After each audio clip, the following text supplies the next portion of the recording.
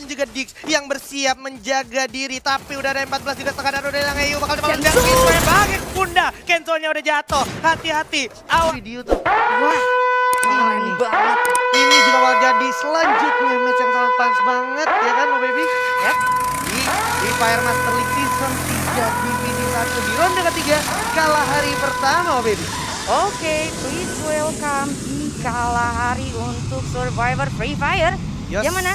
Kali ini kita bisa lihat udah langsung banyak banget tim yang turun, ada sekitar 3 tim. Ada Aura, ada Rosugo, dan juga Rakura. Ini dari Council Hall ke Mammoth, di mana auranya nggak turun di Stone Ridge karena dia tahu DG berpotensi turun juga di Stone Ridge. Dan yang menariknya di sini, EVOS juga harus bergeser dari Shrines karena Shrines-nya benar-benar dibayang-bayangi oleh The Prime, Oh Baby. Aduh, dari Bermuda Betul. terbawa-bawa ke Kalahari ya kali ini ya. Iya, tapi ini juga udah ada yang cukup panas yaitu RSG dan juga RBR. Yang mana Mr. Home pun berhasil mendapatkan satu phone dari arah kejauhan. Dan ini bakal jadi sulit banget untuk Rosugo karena memang Rosugo Veda sendiri dari segi lootingan masih sangat minim, Oh Baby. Ya, kita bisa lihat juga kali ini Hayabusa juga benar-benar ada dalam satu tower aja dan masih coba untuk rotasinya tipis-tipis aja, tapi ada tim fight lagi kali ini. Di arah Mammoth. Ini Mammoth ya benar-benar juga menjadi salah satu tim yang selalu diisi oleh lebih dari satu tim tentunya tempatnya. Dan udah ada para pemain dari GGWP dan juga Kings Esports yang siap untuk berjibaku. Dimana kalau gue perhatikan sebenarnya dari GGWP sendiri lebih memilih untuk melakukan upaya setup. Dan ini malah jadi satu polemik tersendiri untuk Kings. Karena posisinya Kings saat ini boleh gue bilang lumayan terpojok. Nggak dikasih jalur keluar, bahkan udah ada 2 orang, ada Bar dan juga Mr. Ari kalau gue nggak salah lihat. Ucok ternyata, Mr. Ari dan juga Ucok yang siap memantau dari arah tenda, di mana itu merupakan jalur pintu keluar untuk Kings Esports, Oh Baby. Itu dia, dan Straw Hat sendiri kali ini nggak punya resource medkit sama sekali dan nggak pakai armor sama sekali juga. Senjata juga cuma only M60. Untuk early gue rasa rada-rada sulit dan ada 2 player. Aduh. Dari GGWP yang sebenarnya coba untuk nge-backstab ke arah Kings dan gue rasa bakalan sukses. Ya, tapi ini yang harus diperhatikan sama Kings, dimana kalau seandainya dia memperhatikan dengan seksama, GGWP dari segi resource itu juga minim. Bahkan tadi Ucok aja cuma punya 1 MP40 di tangan. Kalau seandainya itu sampai ditahu sama Kings Esports bisa melakukan upaya rush dan itu juga bisa cukup menguntungin untuk Kings. Kenapa? Karena kita tahu MP40 itu pelurunya juga boros satu. Yang kedua tadi lootingannya minim banget, nggak punya plan B gue rasa untuk Ucok itu sendiri. Jadi Ucok harus di backup secepat mungkin. Dan ternyata Bar udah langsung melakukan firing ke arah Rolls, dimana Rolls pun harus tumbang, dimana ternyata di sisi lain ada O'Connor dan juga Ombek yang udah berhasil jatuhkan. Tapi Serawet terjatuh begitu ya Ucok, ada Mora berhasil tukar aja karena Ucok langsung coba lempar ke arah kejauhan dari frag grenade, di mana ada Valen juga bersama O'Connor yang siap meloloskan baru pemain dari First Riders. Udah menjadi new leader dan sementara itu ada Bar langsung loncat begitu ya, tembak dengan AS19 satu orang lagi dari Kings Esports, tapi masih bisa ditatakin gitu aja dan First Riders puas di posisi ke-12. Apakah ini bakal menjadi turn back untuk para pemain dari Kings atau Kings juga harus susun? Dimana kalau kita perhatikan GGWP juga berdarah Bar lagi-lagi berbuat onar di sana. Rolls juga harus jatuh dan Kings juga harus menyusul First Riders di posisi 12 dan juga 11. Ya, walaupun sebenarnya emang bener-bener itu tadi back to backnya lumayan lama banget di antara GGWP dan juga King. Kayak yang tadi lu bilang, gue sepakat banget. Dua-duanya minim resource. Bener. Tapi tadi anak-anak King sempat bener-bener menahan GGWP lumayan lama. Terus juga gue sempat lihat tadi ada satu anak GGWP udah 21 HP-nya. Ya itu dia. Meron ya kalau salah ya. Meron, dan bener aja dia sampai sekarang juga belum melakukan upaya healing karena memang gak punya medkit gitu ya. Cuy, dan lu lihat lagi tadi 20.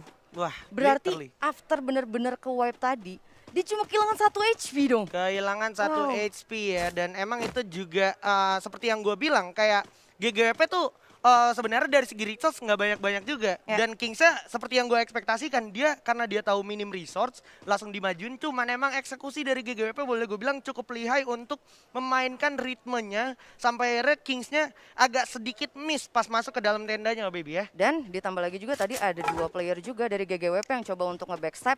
Terus tadi juga gue sempat ngeliat notif ketika kita lagi nge-spot ke arah RRQ dan juga First Rider. Sebenarnya tadi ada dari Bar yang coba langsung dapetin 1 knockdown ya di sana ya. Benar, rulesnya langsung dihabisin gitu aja ya dari si Barnya. Cukup bagus dengan AUG-nya, di mana akhirnya GGWP bisa gue bilang udah boleh santai. Kenapa? Karena setelah Mehmet mereka bisa nurunin tempo. Dan juga RRQ juga pasti bakalan bermain lebih santai lagi. Kita bakalan lihat dulu standing ronde kedua Baby di mana masih ditunggangi oleh EVOS dan juga DG Esport ya. Bersama Dranik Esport, The Prime dan juga Ellen of God Baby. Itu dia, ini benar-benar dominasi dari pot C. Mau itu ketemu pot A, mau ketemu pot B juga, semua benar-benar didominasi berarti dengan pot C. Dan kita bisa lihat tadi lu udah nunjuk-nunjuk banget, tipis kan? Tipis, ini poinnya cuma beda satu lagi beda 7. Terus ini ada Dranix Esports dari grup B, nyempil dikit boleh lah ya Baby ya. Tapi tetap ini kalau di convert ke poin liga jadi jauh jaraknya. Jadi jauh banget. Kenapa? Karena kalau kita lihat First Riders, terus juga GGWPA di Kings, terus juga RRQ, ini sama dari Dranixnya itu lumayan jauh poin Baby ya. Yes, itu untuk dari arah pot B ya. Betul. Tapi pot C kali ini emang benar-benar bisa gue bilang rada-rada sulit banget. Rada-rada sulit apalagi untuk RSG atau Rosugo Veda. Tadi jauh banget poinnya dan ini ya ada player of the match dari ronde kedua yaitu EVOS Mister 05 dengan total perolehan 6 poin kill. Ini satu langkah awal yang cukup baik untuk mengamankan atau mensecure poin maksimal untuk hari ini Baby. Yes, yang mana EVOS juga masih benar-benar perlu nge-catch up untuk dari segi pot C-nya itu sendiri. Tapi kalau nggak salah tadi untuk match pertamanya Azriel juga 6 kill point. Apa kira-kira kali ini ada yang bisa 9? Atau mungkin di atas 10? Atau mungkin 13, habis itu tag Mr. Sam 13 gitu ya.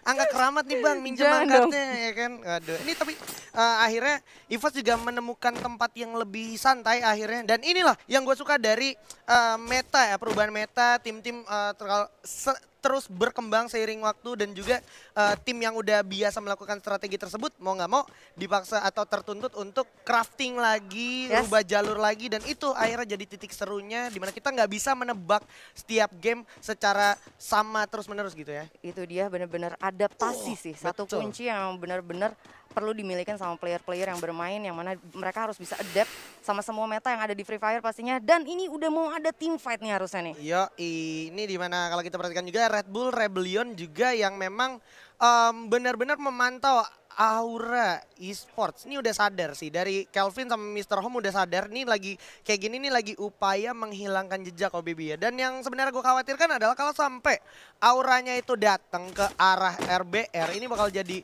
bahaya karena pembagian posisinya itu cukup jauh. Tapi harus Siro dan juga Frost dari arah kejauhan bisa ngecover ya karena posisinya cukup menguntungkan untuk Siro dan juga Frost selama mereka fokus. Karena di sini Siro pakai Parafal, terus juga Father kalau untuk nembak ke arah bawah, gue rasa mau nggak mau Father juga harus turun.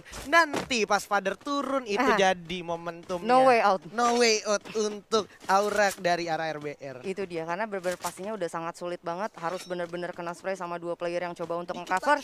Tapi kali ini ada satu player sebenarnya, pria idaman wanita kita bakalan coba untuk memisah ya. Yoi, dan ini boleh-boleh nih zonanya ya. Biasanya kalau nggak ke atas kanan itu ke tengah. Ini boleh-boleh ke kiri, mulai-mulai ke kiri. Karena di sana juga kebetulan ada EVOS Esports yang akhirnya boleh gue bilang sekarang nguntungin batu untuk EVOS. Kenapa? Nggak mungkin ada orang atau tim manapun yang coba rotasi lewat belakangnya jalurnya EVOS sekarang. Itu dia, nggak ada yang coba untuk ngejegal juga. Tapi kali ini bahkan EVOS-nya yang sebenarnya mereka bakalan coba untuk jalannya jauh dulu. Holding nggak apa-apa ya? Holding untuk benar-benar bisa masuk lagi sampai next circle. Tahu-tahu circle-nya ada di depan mereka juga kan? Iya. Lebih deket lagi untuk arah circle-nya. Benar, jadi biarin yang lain pada perang-perang, pada panas-panasan pelurunya, kita mah tahu-tahu ada di late game aja, ya kan? Yang penting kan placement point ya Baby ya. Itu dia, ngomongin placement point juga sebenarnya kill poinnya juga banyak banget kok. Betul. Satu Mister 05 aja nyumbangin 6 kan. Itu dia makanya dan maksud gue ini masih ada sekitar 4 ronde lagi sama ronde kalah hari ini gitu Baby. Jadi masih banyak banget hal-hal yang bisa terjadi dan tak terduga-duga. Dimana kita ingat ini belum bagian dari daya ledak EVOS menurut gua. Daya ledak EVOS tuh kill di atas 10 biasanya Baby. Pasti, nggak mungkin masih coba 8 tuh biasanya nggak nahan. Tapi it's a good start pastinya buat anak-anak EVOS. Yes, it's a good start. Kenapa? Karena cuman perolehannya tuh beda 1 poin doang sama DG tadi. Oke, walaupun kali ini ternyata Aura bakalan ketemu lagi sama anak-anak RBR setelah tadi mereka udah berpisah ya ketika ada tadi di bukit-bukit tebing itu ya. Sekarang Kelvin sama Mr. Home yang siap memantau-mantau dengan baretanya.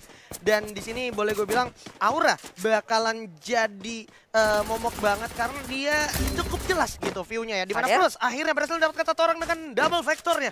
Maju sendirian Frost dengan cukup resiko. Zero juga mencoba mengcover seorang Frost. Dimana kalau kita perhatikan Fader menjadi Sandra. Frost berhasil dapetin Fader begitu saja. Gak bakal dikasih di revive. Guns bakal coba datang. Tapi bakal coba cover dari kejauhan oleh view. Tapi ada Amek juga yang cukup sekarat dari arah kejauhan masih bisa. Coba lempar dulu Gluol atau frag grenade ke dalam Frost. Tapi setengah darah masih bisa dieksekusi oleh seorang Frost. Maju dulu sedikit langsung jatuh ke arah Frost ya. Baik sekali seorang Pio dengan SP 40-nya berhasil mengeksekusi seorang Frost. Dan masih ada Kelvin, Mr. Home yang terlalu jauh. Dan juga mau nggak mau Mr. Home di sini harus buying time. Karena apa? Ada Amek nih bos yang suka makan peluru shotgun. Siap langsung ngeras ke arah Zero. Udah jatuh satu orang. Kelvin harus muter dulu bersama Mr. Home juga yang udah mulai siap di belakang. Ada Amek ternyata yang harus terkenal. Dan Luigi juga mau jadi target berikutnya. Masih ada Corona tapi bakal ditumbangkan begitu aja. However oleh teman-teman dari Aura Esports. Ya, yang mana sebenarnya tadi gue suka banget sama posisi yang dimiliki Amek.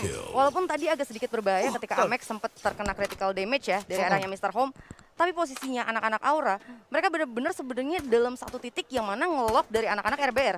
Karena Mr. Home itu nggak bisa untuk nge-firing ke arah dari Peo ataupun satu player lagi tadi dari Aura. Betul, dan yang mantepnya tuh ada Chrono di waktu yang tepat dari Peo, dimana itu nge-buying time banget sama nge-absorb damage yang datang dari Mr. Home. Pas Mr. Home nembak itu Chrononya aktif, pas Peo yang loncat itu Mr. Home-nya nggak dapat kesempatan untuk decoy dikit gitu ya. Itu dia, pas banget momennya ketika coba untuk racing langsung nyalain Chrono, tapi ada team fight lagi, EVOS Belang ketemu finally sama anak-anak dari The Prime. Udah ada dua orang yang harus menjadi korban kekejaman Macan Putih. Hati-hati diludahin sama Macan Putih. Kalau kata Encang Regi bersiap maju ke depan. Ada Heyu dan juga Dix yang bersiap menjaga diri. Tapi udah ada 14 di setengah dan udah yang Heyu bakal coba menjaga Kenzo yang bagi Bunda. Kenzo-nya udah jatuh. Hati-hati. Awas. Ada Kapten Septi dengan kekuatan satu baritanya tapi jatuh juga menyisakan satu cerita. Maka Street mampu melawan dua orang sekali dari para pemain The Prime. Ini bakal jadi momentum yang cukup kerja, loncat dikit, Street udah di luar zona, 2 lawan 1 Street harus tombak juga Macan Putih kita dihabisi oleh The Prime. Wow. Dari Bermuda ternyata kena finishingnya di Kalahari. Lagi baby, ini benar-benar Macan Putih kita terjerat sama ular ya. Aduh. Gila. Lanjut nih, masih di area refinery ada GGWP yang akan bertemu sama Rosugo Veda. Dimana sudah saling tatap, sudah saling sadar juga dan ini bakal jadi penumpukan yang nyebelin banget menurut gua karena Aura bakal menjadi tamu dan bakalan ditatakin harusnya dimana udah ada PWZ. Sekarang yang merasakan hujan peluru datang dari arah bar dan juga Rosugo Veda akan coba melakukan upaya juga dimana Meron dengan SPD-nya berhasil mendapatkan satu orang di sana baby. Oke, walaupun ada seorang Amek udah berhasil untuk benar-benar masuk lagi ke dalam circle-nya. Dan ternyata disusul juga sama seorang Guns walaupun ada RRQ yang siap untuk nyambut mereka. Ini rumah panggung memang selalu menjadi panggung untuk tim-tim yang siap datang dengan launchpad dan juga siap menataki siapapun yang coba lengah dan langsung dihajar begitu saja. Terutama untuk tim-tim yang datang dari Refinery ini emang posisi yang cukup strategis baby. Ditempatin sama teman-teman dari RRQ Hades. Untungnya di sini tadi ada Amek yang masih selamat ya baby ya. Walaupun Amek selamat, posisinya lebih dekat ya untuk arah circle. Betul. Tapi gol cuma satu. Aduh. Medkit nggak ada. Grenade juga kalau nggak salah tadi juga nggak ada juga. Aduh, sial. Jadi ini udah kayak depan mata udah bisa untuk dapetin lagi ke arah bener-bener late game-nya. Tapi resource-nya nggak memadai. Resource tidak memadai. Ada Ucok juga yang udah mulai terpantau oleh Valens. Dengan baretanya udah siap dipantau juga ada Meron. Bakalan coba turun, menuruni gunung. Awas, bakal coba dipantau juga masih dari jangkauan seorang Valens. Dari arah kejauhan juga udah ada seorang Legalat dan juga O'Connor yang siap melakukan aksi selanjutnya. Ibeos masih memantau dari kejauhan dari permain Rosugo Veda. Tapi Bion di bawah ternyata bakal mencoba melakukan upaya perang melawan permain dari DG Abak dan juga Japra berhasil dapetin 2 orang sekali dari Bion. Harus tumbang begitu saja. Misalkan Lord dan juga Rulgood. The Prime harus tumbang ternyata oleh kekejaman permain dari Dranik. Ada depan ada Japra. Coba tembakin lagi. Lord dengan MP5-nya. Ada Abak coba loncat dengan double barrel ya. Tapi apa yang terjadi? Abak pun akhirnya melumatkan para pemain dari Ellen of God. Coba tembak lagi. Masih ada para pemain dari GGWP dan juga di samping ada Rosugo Veda yang cukup merepotkan. Mudah nggak bisa dihajar lagi. Ternyata Legalat dari kejauhan berhasil dapetin bar. Ucok juga bakal jatuh gitu aja. Handler dengan double vector dari kejauhan. Ada RRQ yang sangat-sangat diuntungkan kali ini baby. Karena dia berhasil menataki para pemain yang sedang melakukan fight tentunya, baby. Yes, yang mana benar-benar GGWP coba untuk benar-benar maju secara cepat, tapi ternyata GGWP juga harus finish di peringkat kelima tadi ditimbangkan ya malah Aduh. oleh Rosugo. Ini juga Azril harus ter-revive dengan cepat karena apa? Zona dan juga Circle udah mulai berjalan sekarang. Sudah semakin cepat lagi. Kapten Hayabusa harus segera berpikir keras karena di samping kiri udah ada pemain dari Dranik. Maung pun berhasil dapetin Okaner. Perang langsung ke arah RRQ Hades. Sudah cukup kesulitan tapi Legal pun harus terkena dan oleh Playzone. Ada Maung juga langsung ditukar bersama Connor. Tembak-tembak terus ini kekuatan Maung dengan double barrel. Tanya langsung tembak ke depan. Arul juga Valens. kerjasama yang baik. Ada Valens juga masih tersisa. Tapi di samping kanan ada permain Rosugo VD yang harus puas posisi keempat. 3 tim tersisa. DG lagi-lagi mencoba konsisten. RRQ juga harus puas posisi ketiga. Di sana DG. Razor. Apakah di sini Razor bakal coba langsung menjauh ke arah depan. Satu orang dari DG udah jatuh. Coba menjauh ke oleh Razor. Mencoba mencari di mana sisa player dari DG Esport. Udah dikasih free kill dan sudah satu orang main juga udah jatuh. Ada Razor yang tiap melantakan permain dari DG. Ini rekan Borgai juga berhasil dapetin satu orang. Ditatakin habis permain dari DG Esport dan ini Buya ternyata untuk Dranix Esport dengan total perolehan 10 poin kilo, baby. Wow, Dranix. Gila. Wah, Ini 3 game 3 game. konsisten dimiliki sama anak-anak Dranix. Bener. Bermuda, mereka finish di peringkat kedua. Tuh. Di tadi Purgatory juga mereka masuk ke arah late game kalau Betul. gua nggak salah sekitar peringkat ketiga placementnya.